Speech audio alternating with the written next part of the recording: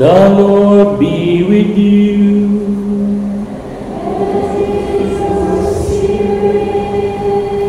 A reading from the Holy Gospel according to John.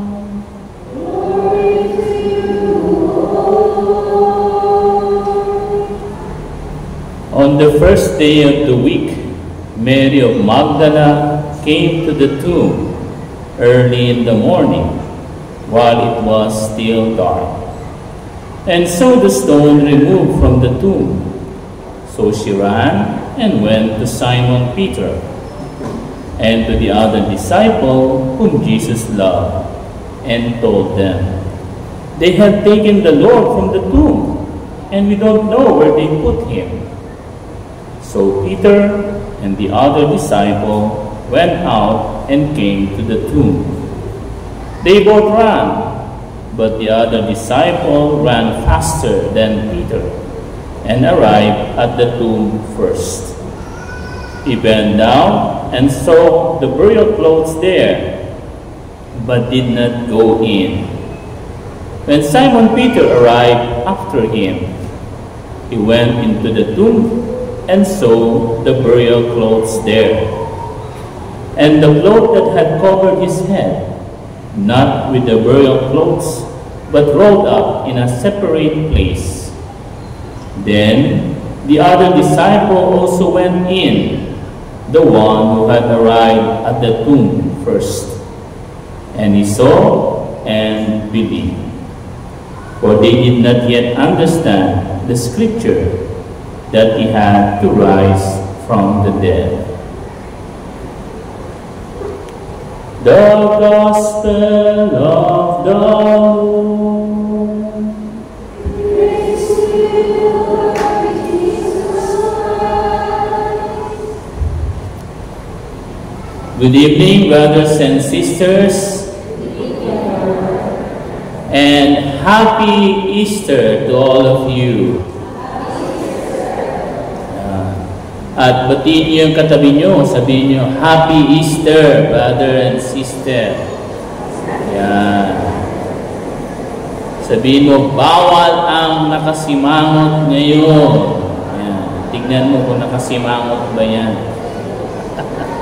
Dapat nakangiti. Dahil tapos na ang Biyernes Santo. Ngayon ay Pasko ng pagkabuhay. No? At meron tayong talagang rason at dahilan para magsaya. No? Dahil ang ating Diyos ay hindi Diyos na mga patay. He is not God of the dead, but God of the living. No? Kaya nga mayroong mga Easter egg, mga itlog, hindi po ba? Naalala ko sa ibang parokya, minsan ginawa din namin doon sa, sa simbahan namin, yung Easter egg hunting. No? Bakit ba na-connect yung egg sa Easter? Because yung itlog daw, it represents life inside it. And then pag of course, nabiyak na, lumabas na yung sisiyo, kung ano may anumang ibon yun. No? At alam niyo ba kung bakit tumatalon yung mga itlog kapag ka-Easter?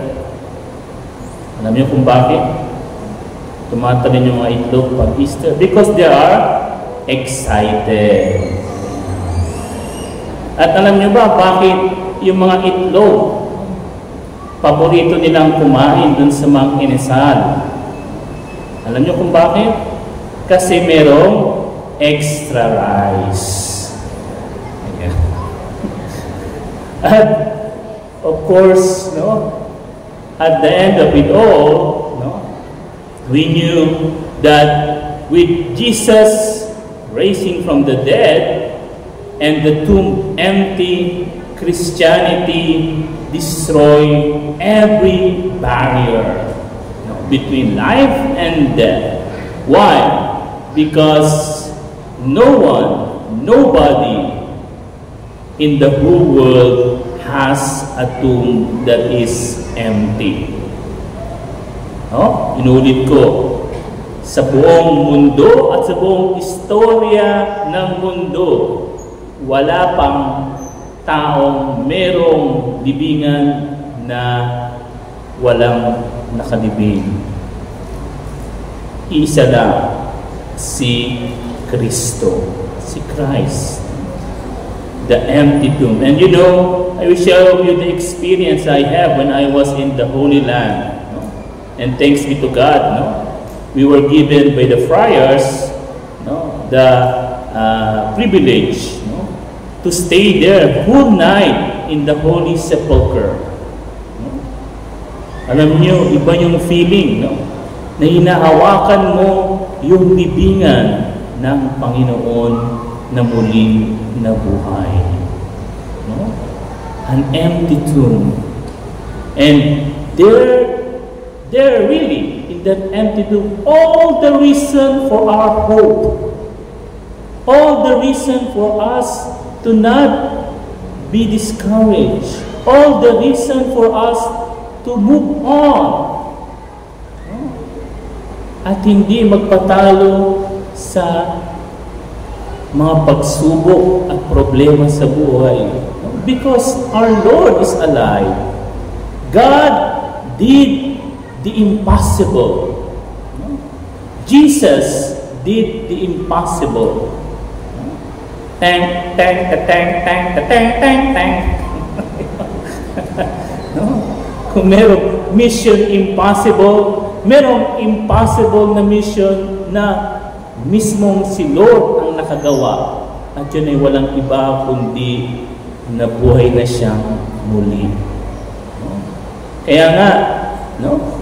We have all the reason to be alive and to be joyful today because our God is alive. Sabi nga ni St. Paul, if Jesus did not resurrect from the dead, no, empty is our faith. Walang kabuluhan. Magsiuwian na tayo. Wala na itong kwenta, itong pagsisimba natin, itong pagdadasal natin.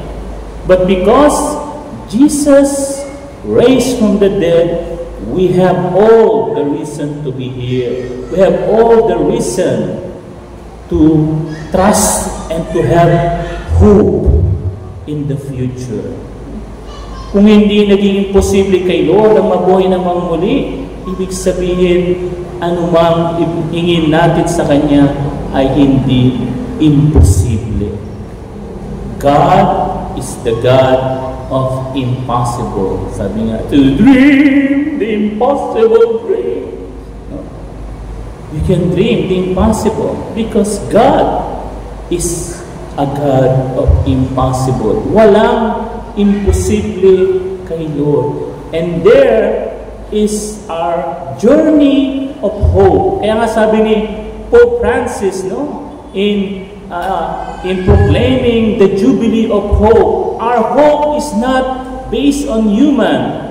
Our hope has its greatest root in Christ our Lord. In God, in the promise of God, in the faithfulness of God. And God is faithful, brothers and sisters. Kaya nga, huwag mong sabihin na imposible nang magbago yung asawa mo, imposible nang magbago yung anak mo, imposible nang magbago ang ating bansa, imposible. No. As Christian, we have the secret for things that is impossible. Bilang Kristiyano, no, kaya nating maabot ang imposible. Basta tayo ay nasa Diyos. Basta si Kristo ay nasa ating buhay. No? Yan ang secret ng mga tao naka-achieve ng mga bagay na imposible. Bakit? Dahil kasama nila ang Diyos ng imposible. The God of impossible. No? Kaya mga brothers and sisters, let us rejoice. No? Sabi nga, if you heard our responsorial psalm, no? This is the day that the Lord has made. Let us rejoice and be glad. No? ang ating Panginoon ay nabuhay namang muli. Ibig sabihin, hindi siya patay. Ibig sabihin, kasama natin siya. Emmanuel, God is with us. Kaya huwag kang malungkot, huwag kang mawala ng pag-asa, huwag kang panghinaan ng loob. Alalahanin mo na ang Diyos mo ay hindi patay. Ang Diyos mo ay buhay. God is alive. Amen? Yan. Kaya nga, mga kapatid, as we continue this Holy Mass, let us be alive and put our faith alive. Hindi yung faith na tutulog-tulog, hindi yung faith na patay, yung faith na buhay. Dahil ang ating Diyos ay hindi lang Diyos ng buhay, kundi Diyos din ng mga imposible.